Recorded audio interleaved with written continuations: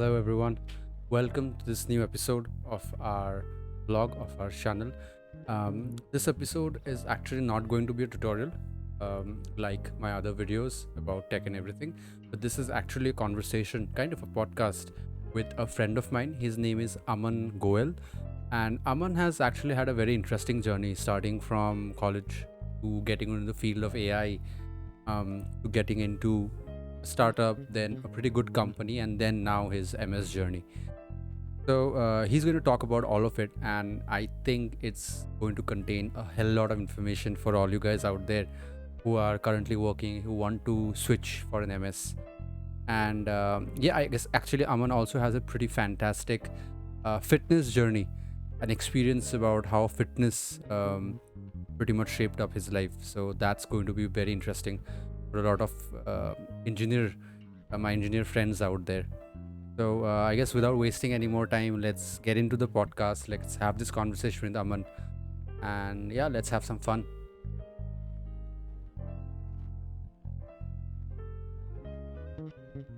Great. So, hey everyone, good evening. And in this episode of the podcast, I have Aman with me, Aman Goyal.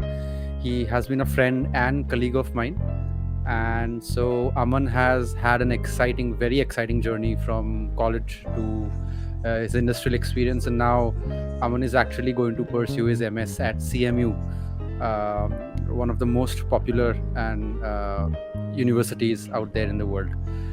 So that was my brief introduction of Aman. I would let Aman take the center stage now and tell us a bit about himself, and yeah, then we'll move into the questions that everybody would be interested in. Yeah, firstly, I think thanks a lot for inviting. I think it has been a great like I really loved when you like messaged me, because I think we had an exciting time back then when I was working with you, and to speak more seemed exciting. So a bit about myself in a very brief manner would be, so I finished my undergraduate college in NIT Kurukshetra, where I pursued my BTech in computer science, and that was in 2021. So Mhm. then couple of years I did research, probably over which we'll dwell a bit later. But yeah, and my research was mostly in deep learning vision, and then now I will be pursuing a master's in Carnegie Mellon in the program called MISM, 16-month program, which is stands for Masters in Information System Management, which is a which is like a interdisciplinary course which has both tech and business electives.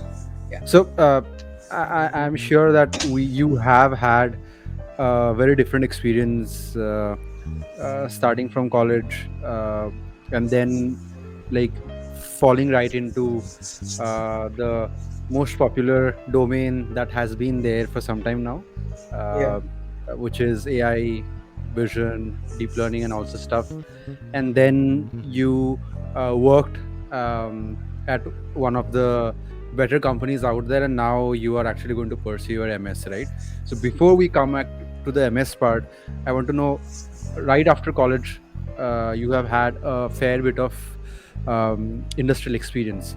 So can you talk about like what has that been like, and did that help you in getting or securing an MS position at CMU in any way? Sure.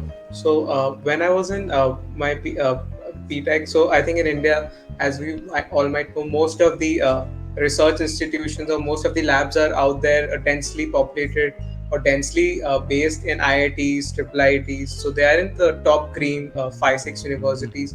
But my university, unfortunately, didn't have those kind of labs or those kind of collaborations. Even the professors within themselves generally collaborate with the students. So I didn't really have any research exposure back in the college, and due to that, what happens is that I didn't knew like how to approach this field of machine learning, and I was completely new to that. Got it. The way out had to be to get into get at least one internship. And the one good thing my college did was that they had this mandatory 6 month internship program, six month internship program, which everyone had to do. It was in the sixth semester.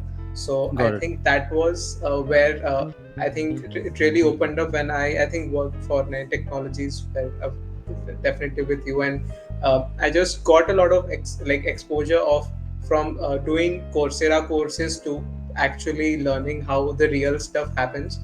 That was the point where I kind of decided, okay, and now I want to pursue masters, because prior that internship I was banking on that internship to actually experience whether I like this field and whether I would like to invest on an expensive education. And 3-4 months into that, in March or April, I think I decided that okay, I want to do masters and I want to try. So that was the first thing.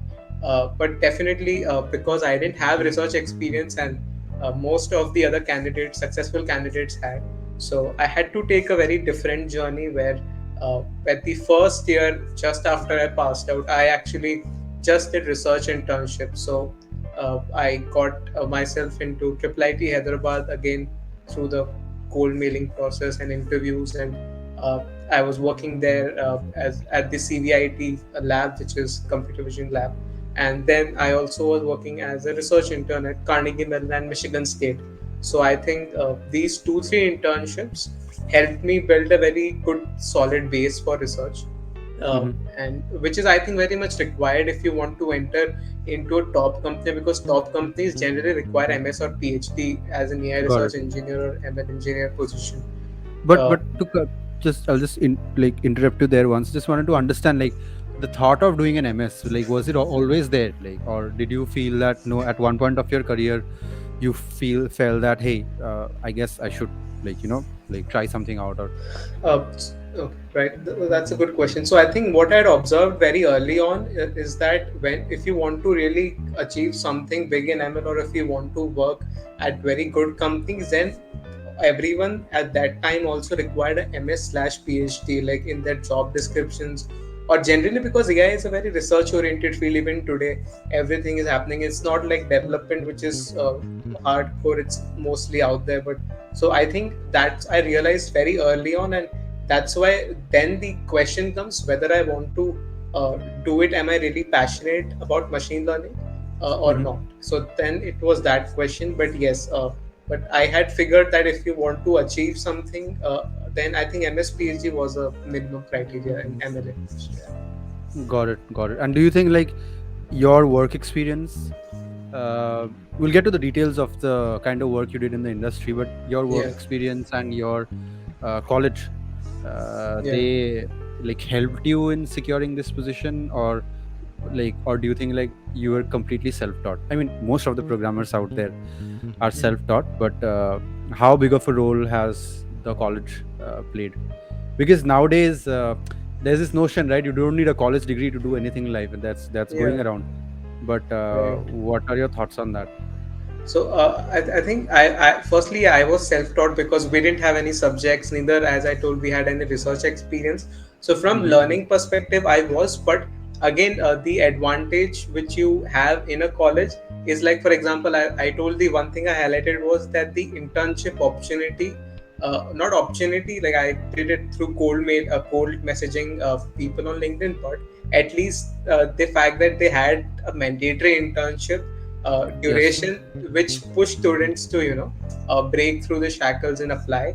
And I Got it. think somewhere in India we still need a formal education. I think in US it is still becoming a norm, or it Mm-hmm. might become.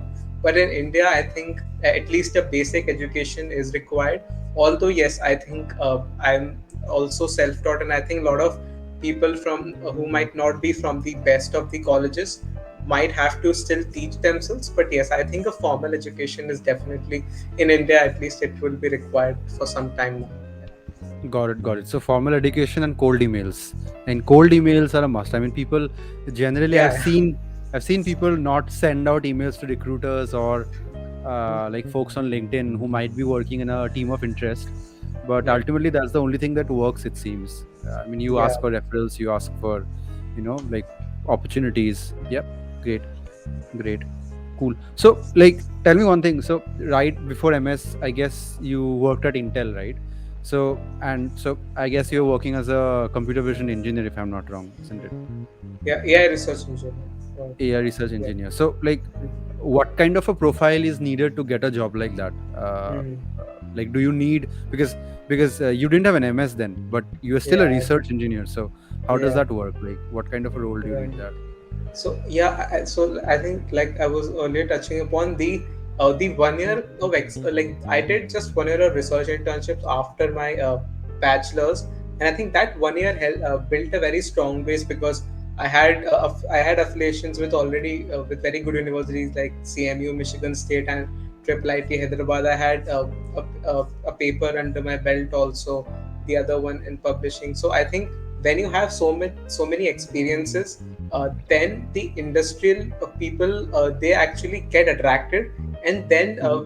very interestingly with me at Intel also it was through cold messaging, so there was no like proper like job listing available on Workday Got or it. any such platform. It was just Hmm. that I had messaged someone at Intel Labs and he was very kind enough to pass my resume internally to someone who was hiring in the Okay. US, and then they basically they reached out, they had interviews, so they then created a profile for me so that they could enroll me as they had an opening in their team.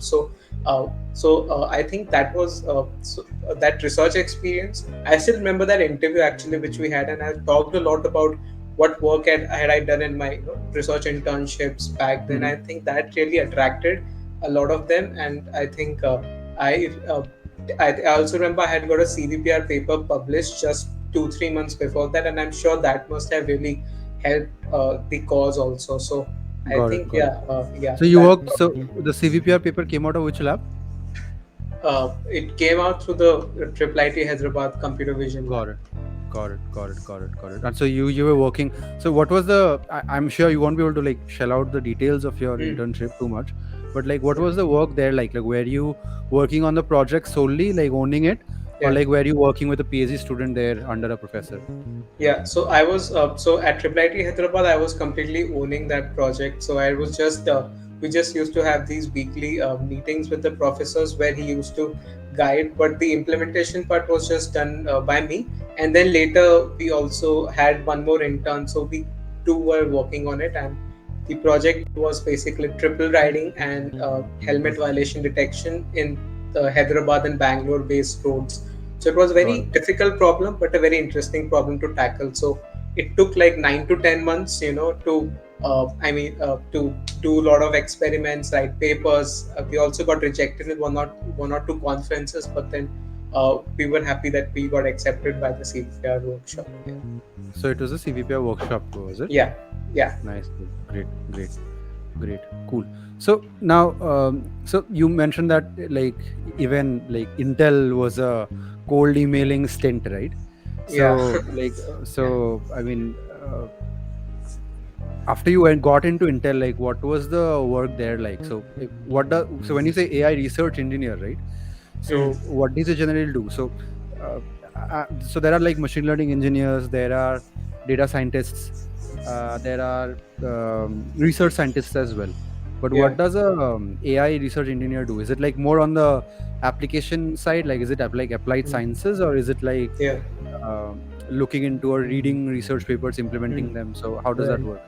So yeah, so it was very interesting. So I had couple of projects, and it was very mixed actually. One of it was implementing stuff and extending the existing framework and making it compatible with time series based data sets and other things. So one work was just implementing stuff and making it expanding it. The other Hmm. one was that they had handed me a project which I had to lead, and they both were based on pruning and uh, those kind of things which I hadn't really done. So I was more like I had, as you rightly told, I was from a vision background, but I had never really like taken up pruning projects or such kind of projects. Uh, and I think still because I had a solid research experience, they still probably gave that benefit of doubt somewhere, and still they got me in. And I think I worked on these two projects mainly. And I think Intel being a very I think the work culture was quite good because they gave a lot of time for you to learn and for you Hmm. to interact with a lot of people, because my team was based in US, and they had all these research scientists, and some of them even were professors. One of them was a professor at Carnegie Mellon in the lab itself. One of them was a professor from TUM Germany. So I think there were very like stalwarts there in the team. But yeah, I was glad that I got that opportunity. Yeah. Got it, got it, got it. So, this lab, this particular lab at Intel where you worked, right? So, Yeah. the output of your work, the products that you are working on, were they being used in Intel's own products, or was it like solely research? Right. Because So I think what. yeah, because like there, even in other FANG companies and even other applied labs, right, applied science labs, where it's mostly research, and you, at the end of the day, the requirement is that you try to publish a paper, get a patent, maybe something on those Yeah. lines. Yeah. But Intel being Intel, where it is actually producing consumer products every day, Mm. which is present in almost every electronic, most of the electronic devices that you Yeah. use. So, like, did you see any impact of your work on that end, or was it like outside that realm and Mhm. mostly on the research end? Uh, right. So there were these two projects, and one, as I told, was more about purely research part where I was owning that one, and that was more about theoretical research, and that was more about publishing paper. But the Hmm. other work which I was talking about, where it was expanding the current work, and that was actually more about. So there is this library called OpenVino. I think it's a very popular Yeah, library, and yeah, yeah. that framework was based in that library. And so it was basically trying to extend one of the frameworks in that library, and so that was the objective of that. And I think through that, then the ultimate objective was definitely to publish papers out of it, but also it was to extend their open source library. But yes, I think ultimately my work, I didn't really see much of its impact in their consumer products, but it was more on their open source libraries and the research front ends. Got it, got it, got it, got it. So next time I get into an issue with OpenVino, I know the person to call. Cool, cool. Sure. So how long were you at Intel for? I was for 9 to 10 months. I was there. Yeah. So the next question would be that, as you mentioned, you mentioned why you would need an MS, right? Hmm. You mentioned that it was always on your mind that, hey, you need a higher education, you need that degree, whether an MS or a PhD, to get into those state of the art labs or wherever, right? Yeah. But I see that your current MS, right, the degree that you are actually pursuing, is not actually research, right? Yeah. If I'm not wrong. So Right. how did that happen, and Yeah. why that shift? So Right. yeah. So I think past 2 3 years I was completely working in research, and somewhere I realized that I honestly was not really interested in the research aspect, or I was more interested in the problem solving aspect. Like for example, when I was, I think, working at Triple IT Hyderabad, where I was focusing on a very real problem, or triple riding, uh, violations, helmet violation detection. Those kind Hmm. of problems are very interesting to work on. But the other two research internships at CMU, Michigan State, they were purely theoretical research. And what I kind of found that I'm more interested in that aspect, which is problem solving aspect. And over the course, I found that so always I actually wanted to be an entrepreneur, so that entrepreneurship, kida or whatever you say, that was somewhere inside me. And I thought that this program, when I got the admit, Hmm. because it is so I mean, like, it is so flexible in nature. Like, you can basically take more business electives if you want. You can make it completely technical and go to ML side or other things. So this program was a great fit for me, because currently, like, I'm thinking about going into more into the AI/PM space. And I'm currently not really thinking into the ML engineer space. So Okay. but again, seeing the market condition, there's all you can't really fix yourself right now, because the US market is down. And because my skills currently are more apt for maybe ML engineer role. So I think this program just offers that flexibility to go into one direction. But yes, answering your question, research, honestly, I was not really interested much Enjoy. in after doing it for 2 3 years. Got it. So I Got it. thought to shift it. Yeah. It makes sense. I mean, at least the sooner you realize, the better, right? Yeah, Otherwise, when you are like 5 years, 6 years down, neck deep yeah. into a domain, and then you realize that hey, this is not what I wanted to do. But great. So, like, what is this course exactly? Like, what is the full form of the course that you're doing? What is it? So Is it Masters in Information Systems or something, right? so it's Masters in Information Systems Management. It is a Okay. 16-month program, and it has a few tech electives and few business electives. And you can actually, the best part is, you from because you're in CMU, so you can actually take courses from other CMU schools. Like the School of Computer Science, Yeah. Robotics Institute, or the Tepper School of Business. So you can actually try to play a lot with the course. Yeah. Got it, got it. Let's assume that there's a student who has gotten into this course, so he can take up your core computer science course, as well as he can take something from business as well. Yeah, Uh, yeah, that's pretty much possible. Yeah, got it. Pretty interesting. Pretty interesting. And what's the process of applying to this course? Is it the same as any other MS degree, or uh, yeah. So it's pretty much similar only. Yeah, got it? So you had to give your GRE, right? yeah. So GRE, TOEFL, all those things were there. Yeah, Got it. Got it. Got it. Cool, cool, cool, cool. So, like, I guess we spoke a lot about your work per se, like the kind of work that you have done in AI and your entire experience, the industrial experience, as well as now getting into an MS. But tell me about your like personal challenges. I guess you have had um, quite some interesting experience in the field of fitness as well, right? So, would you like to shed some light that uh, how fitness has also influenced your life? Because personally I am into fitness as well, right? And i yeah, see I see, this is my belief, that people working in the tech industry, people who are software engineers, so on and so forth, kind of ignore fitness a lot, true. because they think that it's a good to have thing. It's kind of an extension, Yeah, which if not there wouldn't affect their lives, but in the long run it does. yeah, So it should be, I feel that it should be second nature. I mean, waking up early, going for a run, or going to the gym in the yeah, evening should be completely second nature, just like taking a bath. So uh, I know that you have had one good experience mm, which has influenced you in some way, but I want our audience to know as well, yeah.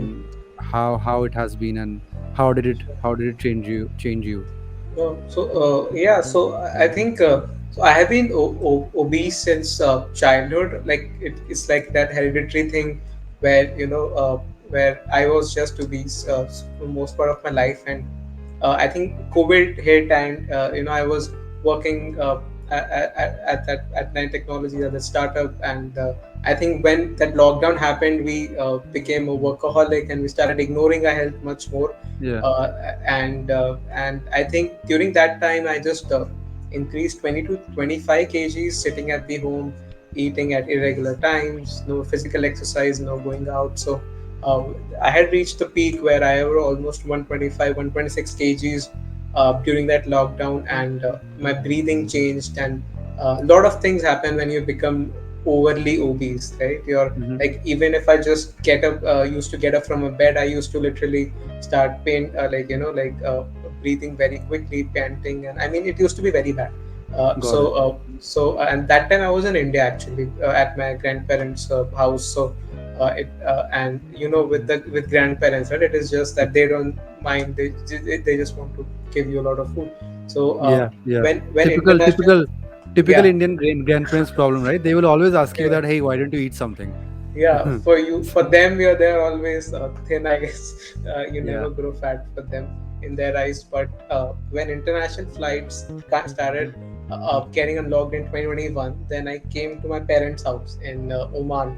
And they were shocked. And that time I also introspected a bit. And I was just randomly looking at I just I was googling these dietitians, and I found one, actually.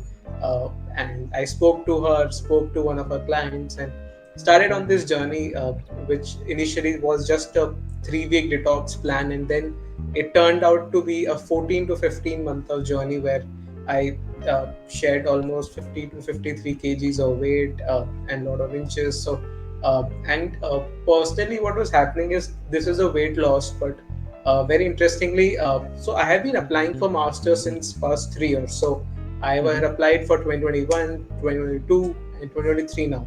So I have been, and I was failing.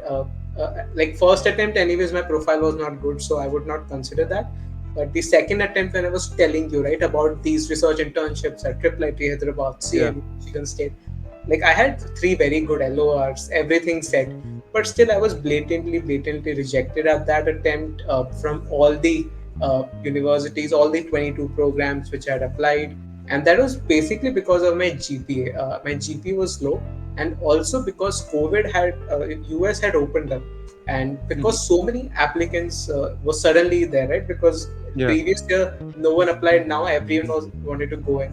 So Mm-hmm. that's why Yeah. the GPA became the sole criteria, and even universities which earlier were not meant to focus on them, they had to focus because there were so many applicants. So I think I got blatantly rejected again, and but during that still I think fitness journey was going on. And what is very interesting part is that a lot of, as you rightly say, people think fitness is like a interruption, or it's like a distraction to your work, but for Exactly. me it complemented my work, and also my work kept me distracted to not think much about the diet.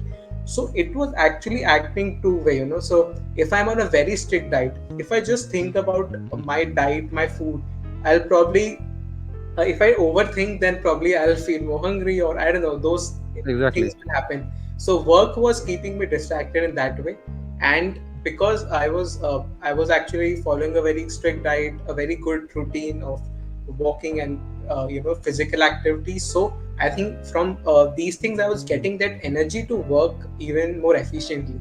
So Makes I sense. think these two complemented each other very well for those 10 to 12 months, and it was a blessing in disguise. Although I got rejected, I lost a lot of weight, which might not have been possible if I had come to the United States, because that time I think my parents were helping me a lot, right, with the Sure. diet and everything.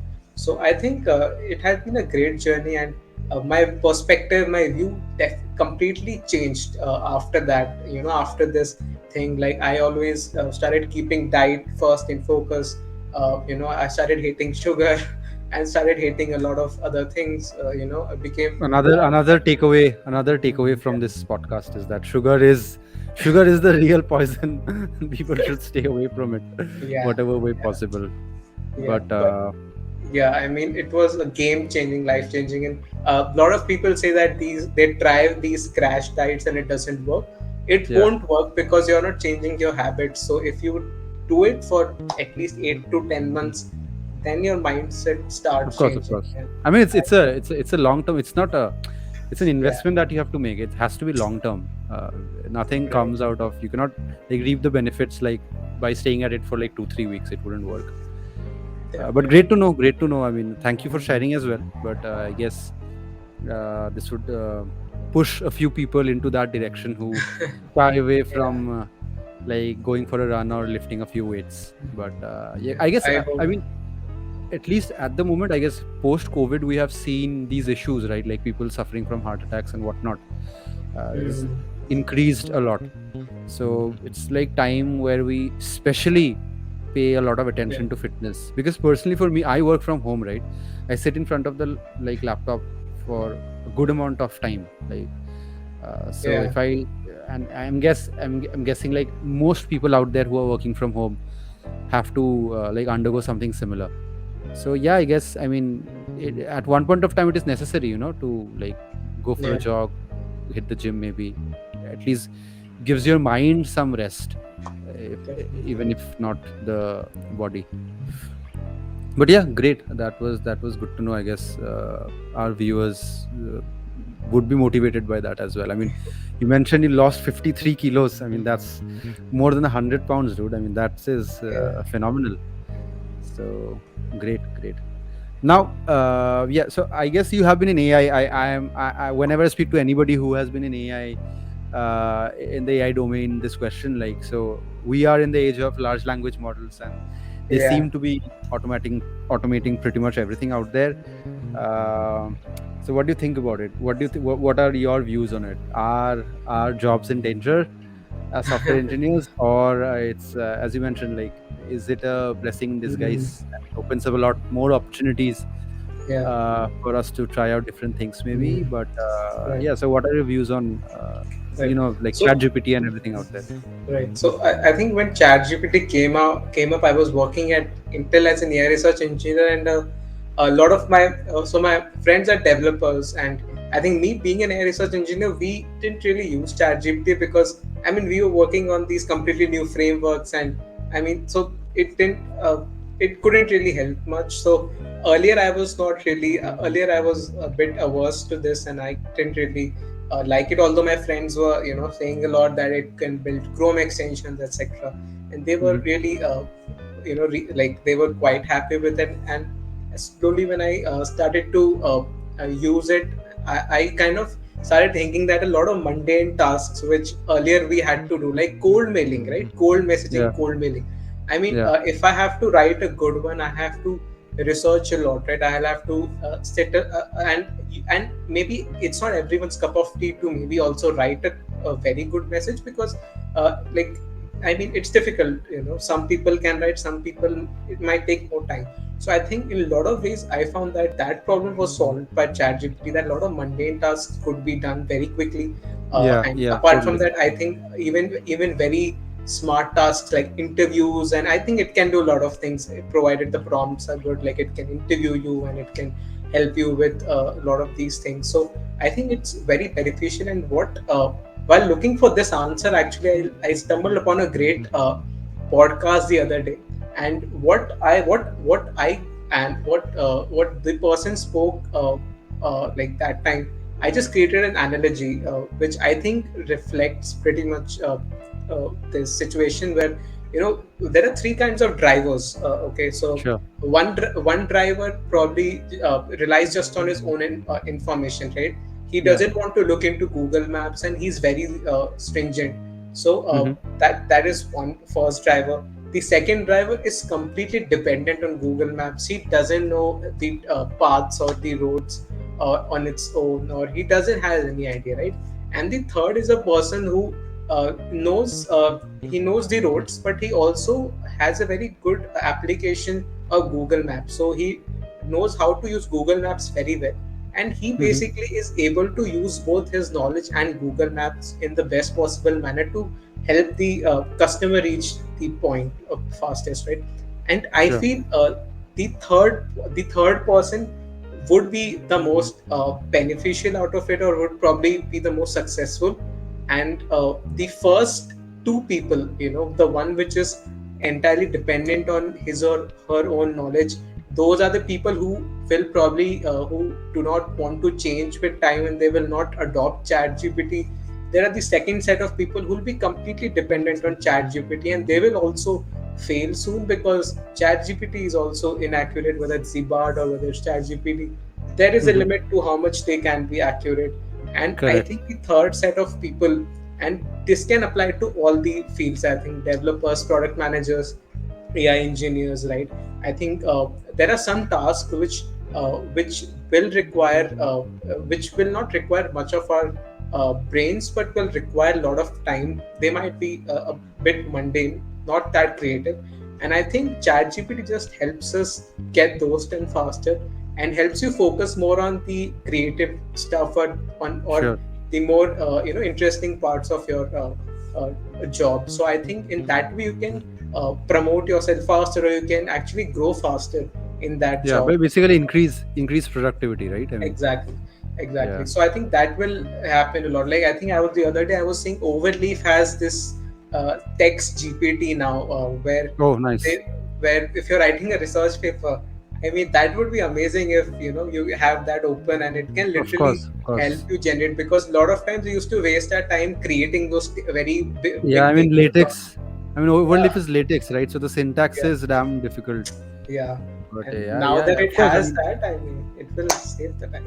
I mean, even for software engineers, right? I mean, you have to spend a lot of time writing test cases. I mean, you Yeah, know what to test, but then again, you have to, if it's a new language, you have to learn your way through the testing framework, understand how to use it.